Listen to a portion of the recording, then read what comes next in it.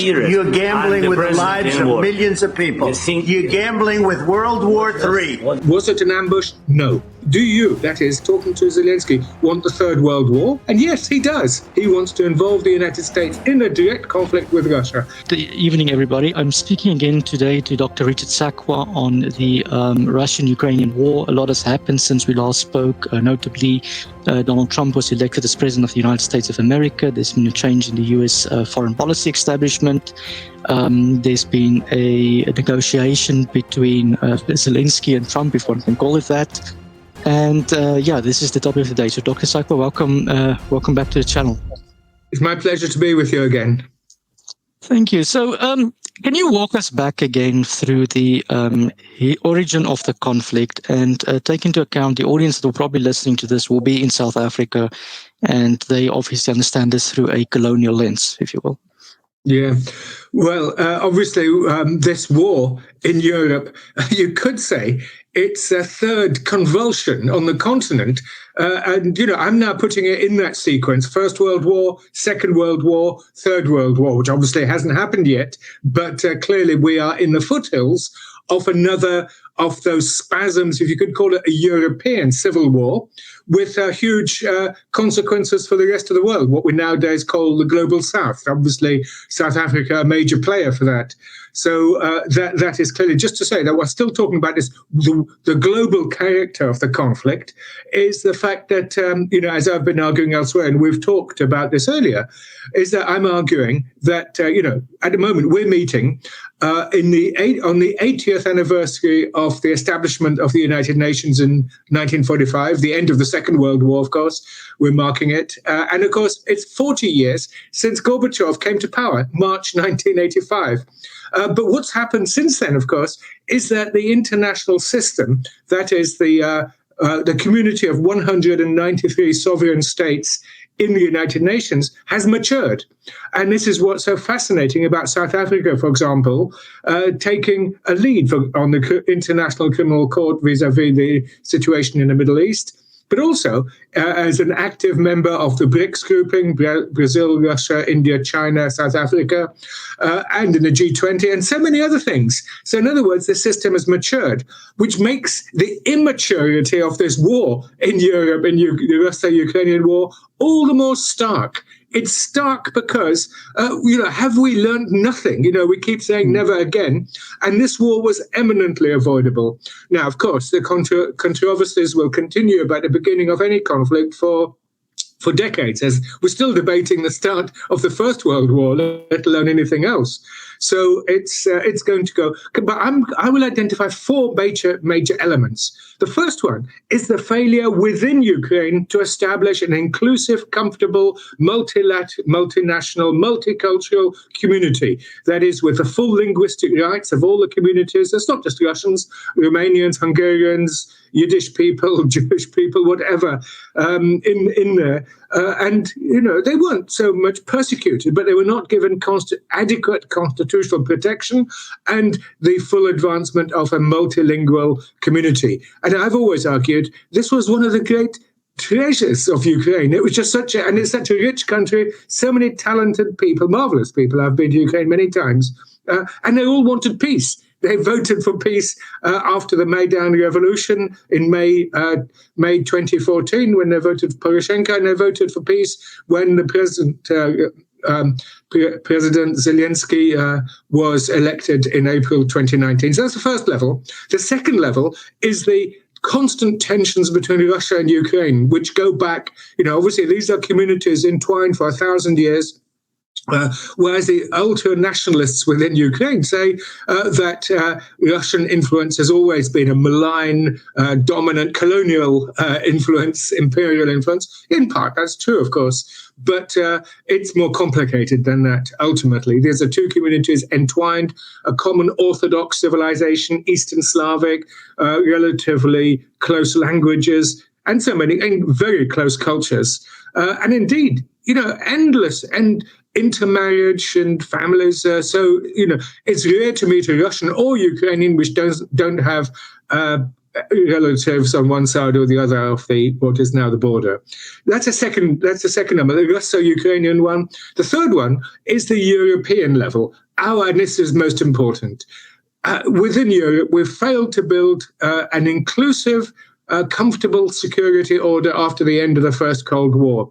And the symptom of it is NATO enlargement. But that itself reflected the deeper failure to bring Russia into the community. For example, after the Napoleonic Wars in Vienna, France, who basically started these wars for so long, was immediately made a full member of the community, the Concert of Europe, the balance of powers, the concert of powers, and so on. It was a full member. Russia, of course, was deliberately not. It was explicit. We now have more and more documentation how the late moments of George H.W. Bush's presidency and Clinton deliberately sought to contain Russia and never to allow it to become a major power. So that, of course, set up a tension. NATO enlargement was a symbol of all of that. The fourth one is, of course, the one which I just alluded to, is the great power context. Russia, United States. United States, after 1945, established what I call the political West. This is the Atlantic power system, Europe, United States, Canada, and of course, Japan and South Korea and others.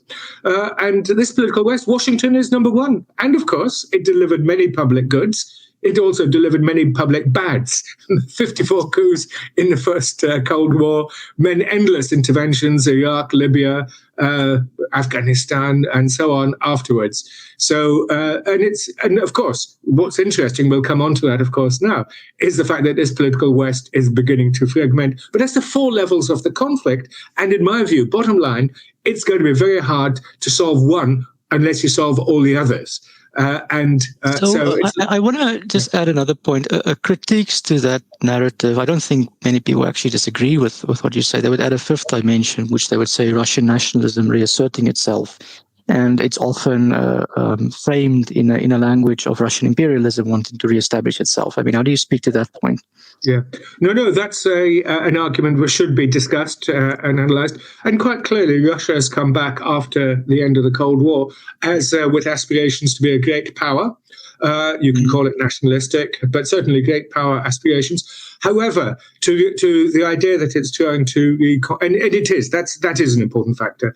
And once it had the reconstituted itself economically under Putin, it was then going to assert itself. And, that's always disruptive one way or the other. But, and the same goes for China as well today. And indeed India, or even South Africa. We all want to find a way to get together. Well, I spoke to an editor some time ago of the Sunday Times, and he made the point: just look at the map of the world, and you see Russia. I mean, something has to dominate that region. Well, domination might not be a strong language, but somebody is going to assert itself influential, and that's I suppose the point of that. But the bottom line is, it's not an imperial restoration. So Russia doesn't need an empire, and it's really genuinely post-imperial. So I very much disagree with that argument. It's even the one to say that if Ukraine falls, they'll go on to invade Baltic republics, Poland, and so on, to recreate a Soviet empire, a Russian empire. That's completely false. There is absolutely no evidence for that. So yes, it's going to reassert itself, as you've just suggested. No, it's not planning to rebuild an empire, or it wasn't. But in the course of war aims change, of course. Right, fair enough. So let's go to the war breaks out. If you look today, it's 3 years and a few days already since the war's started. So it's a long war in a certain sense, but it's a war of attrition, similar to the First World War. Boundaries shifted relatively quickly in the beginning. By now, it's safe to say Russia controls Crimea. They control the Donbass. How far that line will move towards the rest of Western Europe is still to be determined. From what I understand from military advisors, and I'm not an expert in military advisors, the Ukrainian army is on the verge of collapsing. Many people have said that. They say they don't have the manpower. And unless the United States or Europe actually send soldiers, which I think is unlikely because of the implications for NATO and nuclear weapons, it's safe to say the Ukrainians are very close to the brink of destruction, their army. First, do you agree with that statement? And then, if that is true, what does this mean for the peace settlement that has to come?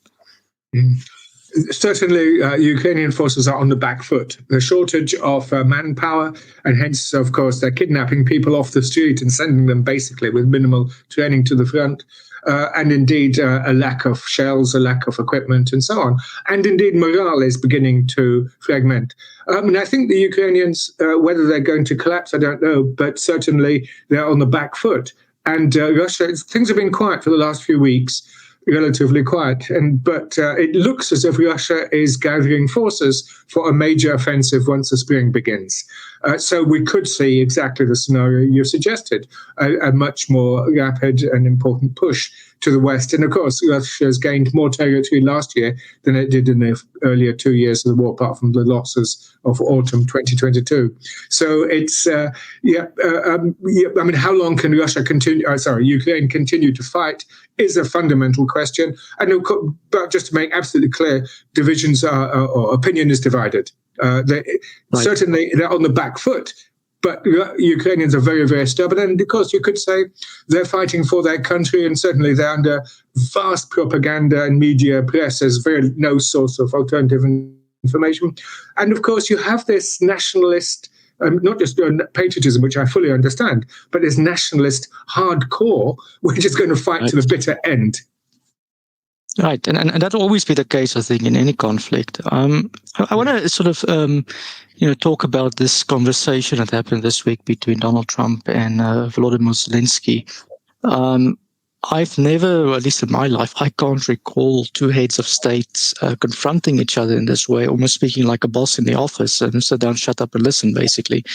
And it would seem that the Ukrainians walked out of that meeting with a bit of humiliation. So how do you assess that meeting and its impact on diplomacy going forward and the consequences, of the war? It's a turning point. You're absolutely right. It's almost unprecedented to have such an open conflict. As you say, none of us can remember it. And it was, a disaster for Ukraine, quite clearly. But then the question becomes, did Trump, and of course, interesting, J.D. Vance was sitting next to him, and next to him, Marco Rubio, the U.S. Secretary of State. So was it an ambush? No, because Zelensky was completely ill-advised, and his comments and his way he behaved was ill-judged. He was pleading for support, and he came in, and he's got so used to the adulation in the West, so used to being treated as a neo-Churchillian figure, that he completely misjudged the way, first of all, the way the situation has changed, and indeed specifically how this new Trump administration views the conflict first, and him second, personally. And so as for the conflict, they want to put an end to it. And he didn't twig that. They want to put an end to it. He wants to continue the war. How can you continue the war, which, as far as Trump and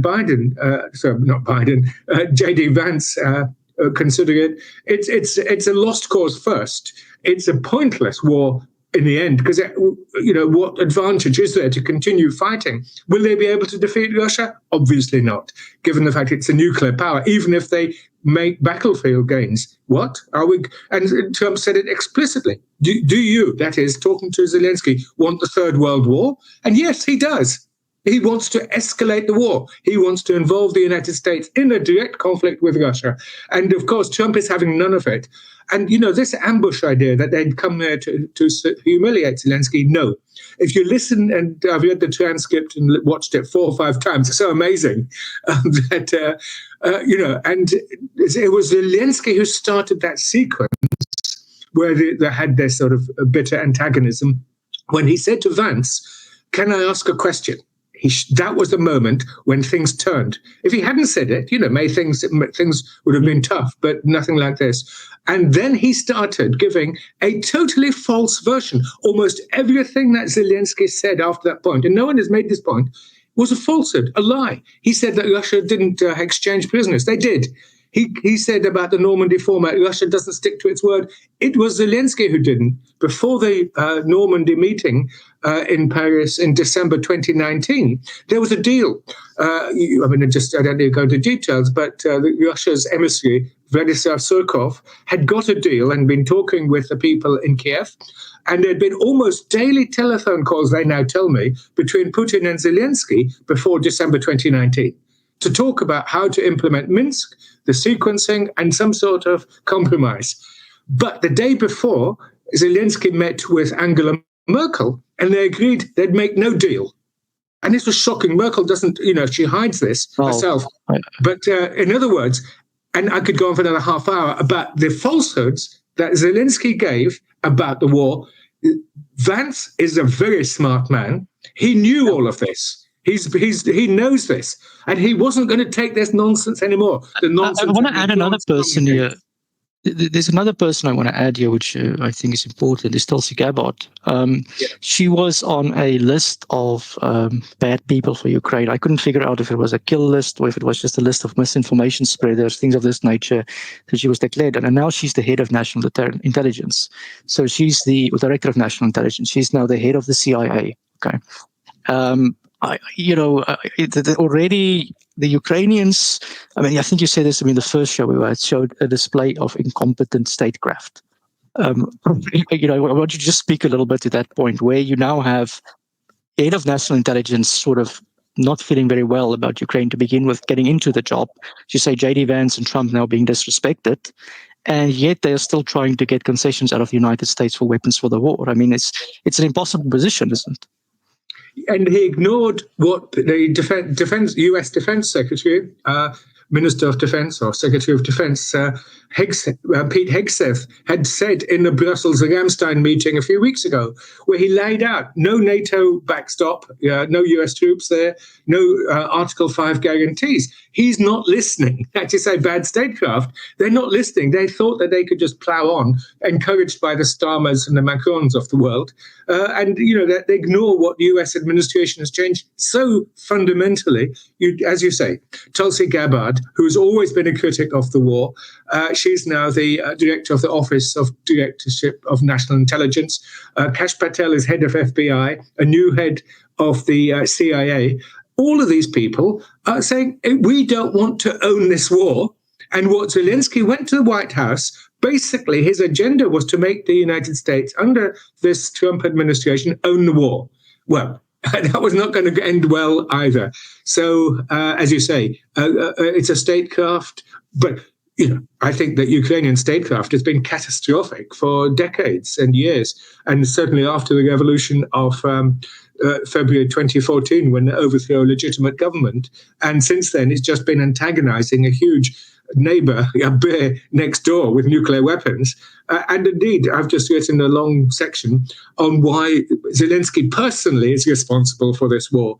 His failure, once he was elected, to stick to that peace program, which the Ukrainian people wanted. So in other words, he bears a huge responsibility for this huge suffering. Of course, everybody else does as well. Biden's administration, once Biden came in January 2021, Zelensky was unleashed, and this nationalist offensive went into overdrive, supported by Boris Johnson, of course, and the British, as always, with virulent militarism, total recklessness, total disregard for the genuine interests of the mass of the people in Ukraine. And I think that's unforgivable. Unforgivable. Of course, doesn't justify the invasion. Of course not.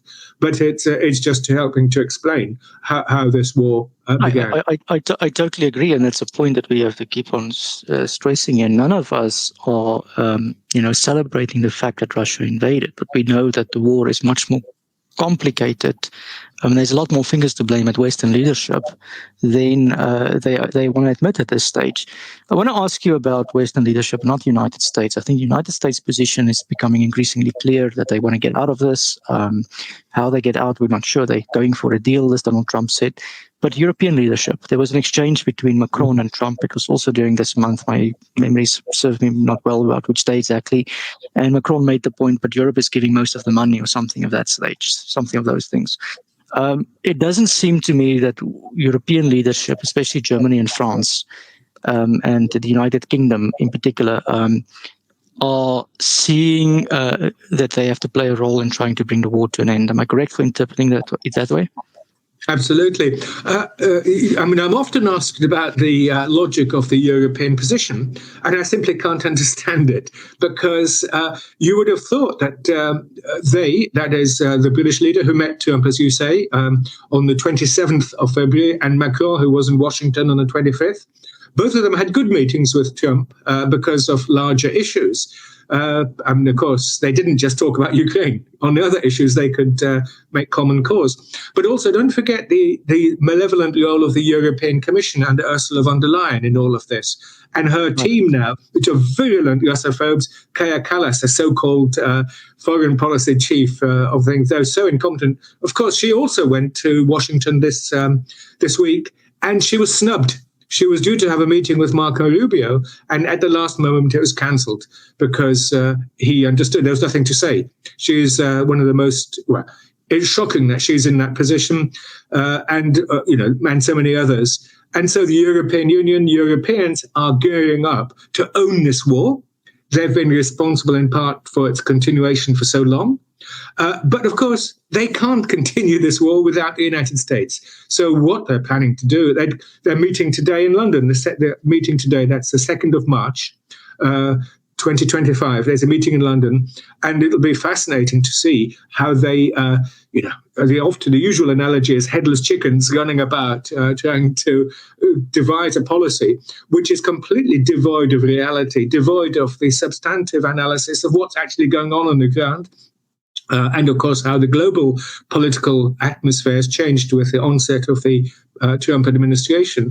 And so what do they want? To continue this war? That they want the kids from 18 to 25 to be conscripted? That the manhood of Ukraine to be destroyed? For its infrastructure to be smashed? Why can't they? I just simply find it inconceivable. And in fact, it's almost a type of madness that sees them. And especially summer. The way I describe it is Versailles in the 17th or the 18th century, where they just totally detached from the aspirations of ordinary Europeans. Absolutely. Because there's interesting developments in France, and I won't be surprised if this is going to be the case in the UK and in Germany as well. We saw a bit with the AFD. But people such as Dominique de Villepin, who was the foreign minister during the Iraq War, is positioning himself for to be president of France for the next elections. You can see the media talking about it, and that might be a very interesting game changer. Somebody with empathy and high standing that can bring a narrative. And from the very beginning, he said this was due to NATO expansion. So, I mean, to what extent do you think that the European government is still stable because of these decisions? Yes, that would be marvelous. And basically, he's the equivalent of Tulsi Gabbard and others in the US who have a totally different view of the origins of the war.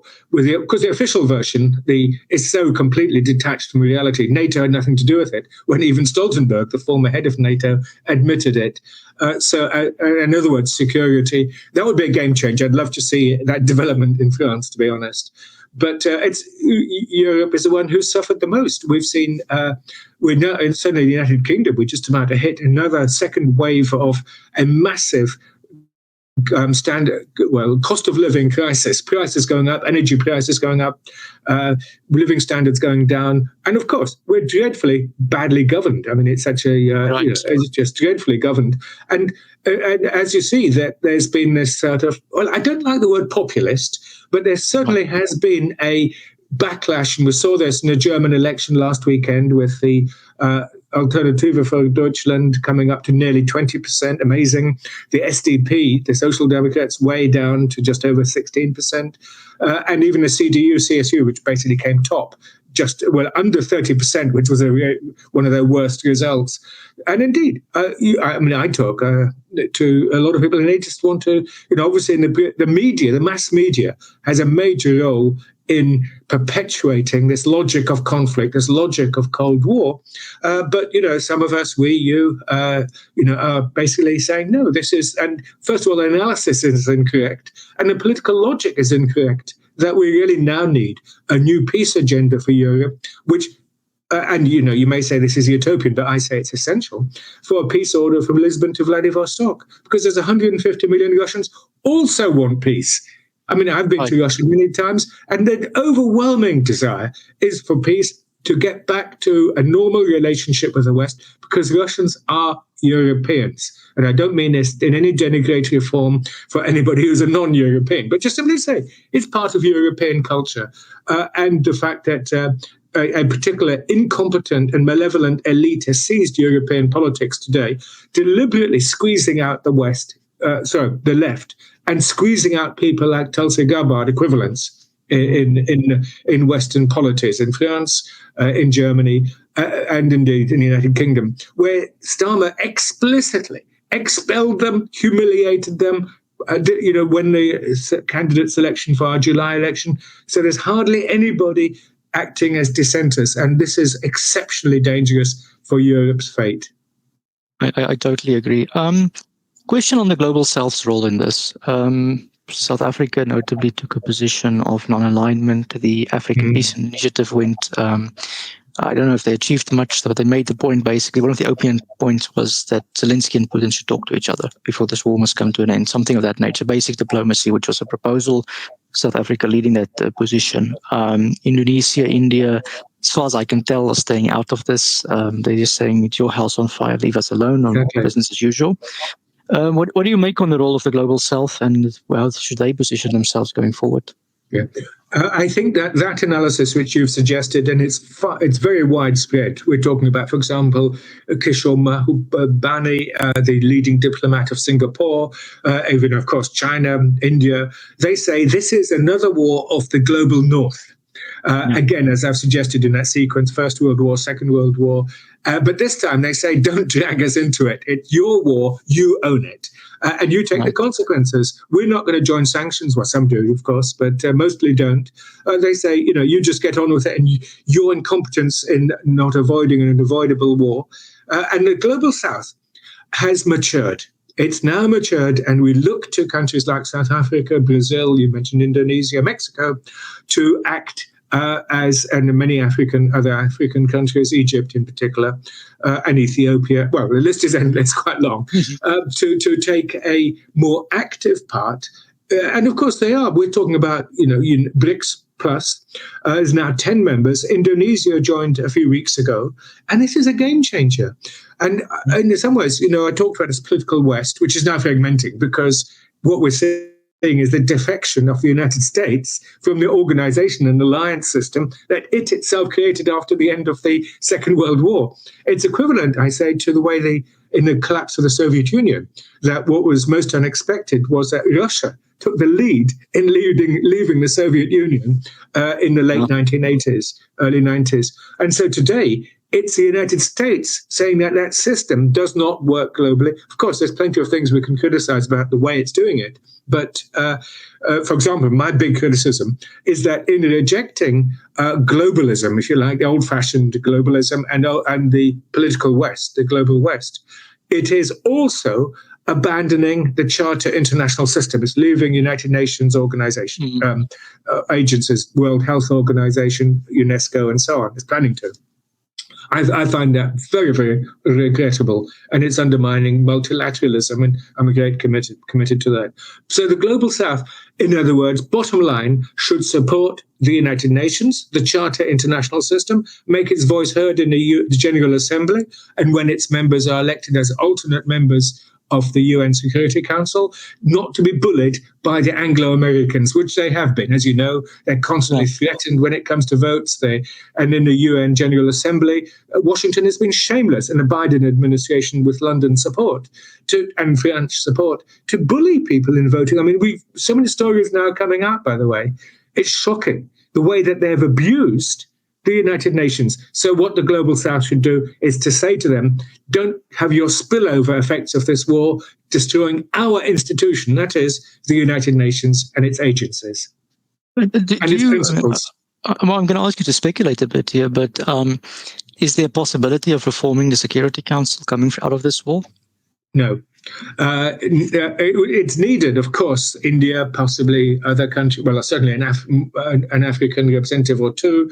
Brazil, clearly, these are leading contenders. I don't think that United Kingdom and France still deserve a seat. Maybe France as a representative of the European Union, but some people in the past would say Japan, the United States. But why Japan? It will just vote with the West. What's the point? So it is. Yeah, but it's not. I don't think that's. The thing about the United Nations is it was a compromise when it was established in 1945. It's a compromise in great power politics, hence the 5 permanent members, and also, of course, the larger vision of a Committee of Nations, which is now 193 strong. And I would say that the reform should come, and there's plenty of little things we could do, but reform should come. First of all, it should work. The United States should be made to work the way it was intended to work. That would be an achievement. And second, that when international politics allows it, when Britain, France, the Europeans, and the United States move on, and with Russia and China, and then to move and to agree how best to move forwards on the basis of cooperation and not in conflict. Otherwise, we will destroy the whole system entirely. The danger is that we destabilize it. So it's not perfect, far from perfect, but it's the best we could have, and let's hang on to what we've got. Yeah, I agree with that. It's not perfect, but it is still defensible.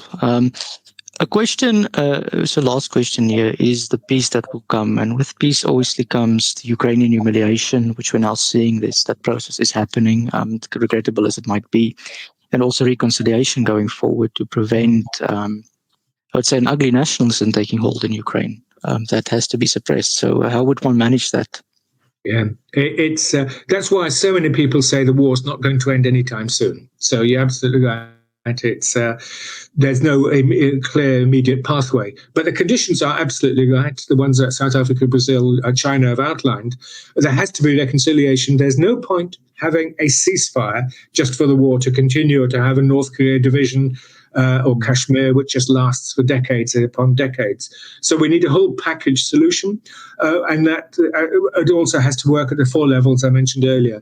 Peace within Ukraine, that these ultra-nationalists have to be tamed, constrained, limited, and the other Ukraine, which are generous, open-hearted, tolerant, and multilingual, multicultural, that Ukraine must be given a voice. And and with the support of Trump, it won't get the support of Europeans at this point, but they want this sectarian Ukraine to continue, and that's the one they're supporting. So you're absolutely right. So, I mean, that's the key point. We have to move, and more than that, the second level, reconciliation between Russia and Ukraine. After a war, there's a deep bitterness on both sides. Of course, Ukrainians are upset. Of course they are, but so are Russians. Because Ukrainians effectively allowed themselves to be in a position where a war was provoked. And maybe Russia shouldn't have risen to the provocation. I would say if there's ever somebody listening in a position of authority, what I would propose, and I'd like your view on this, it's a combination between a Truth and Reconciliation Commission and also a Nuremberg Tribunal. I do believe that somehow there must be a prosecution for high-level politicians who were knowingly, responsible for the war. And that might even include Russians, although that's unlikely to occur. And at the same time, there must be an attempt at a common memory. What happened? How did it break up? A common establishment of facts, so nobody can keep on denying it in the future going forward. And if I look at the failures of the Nuremberg Tribunal and the failures of the Truth and Reconciliation and the successes of both in South Africa and Germany separately, it was because one went too far in the other direction. As for a Truth and Reconciliation Commission, I'm dubious, but you've got close and you know it very closely, and I've read your pieces on it, fascinating. Yes, possibly, but but in the sense that maybe after a little bit of time has passed, because the wounds are so raw at the moment. Yeah. And ultimately, nations are made and peace is made often as much by forgetting in the first instance. And then historians can do their job. But I don't mean by that suppressing the truth. I mean, obviously, we as academics, scholars, journalists, we have to, tell the truth. That's as we see it, as the best we see it. As for Nuremberg Tribunal, that I would not agree with, because because the first person to be put on it would be Biden and his team, Biden, Sullivan, and Blinken, and of course Victoria Nuland, and all of these people. They are responsible for this war. I mean, it's as simple as that. I'm sorry. It's just, and the neocons and the liberal interventionists, they made this war. Everybody else then became effectively victims of it. And of course, then Zelensky's way and the ultra-nationalists. But the point is, you're not going to put Blinken, and of course, the European leaders who, and Boris Johnson should definitely be in there. So, what we're talking about, they're not going to do. It's going to be selective.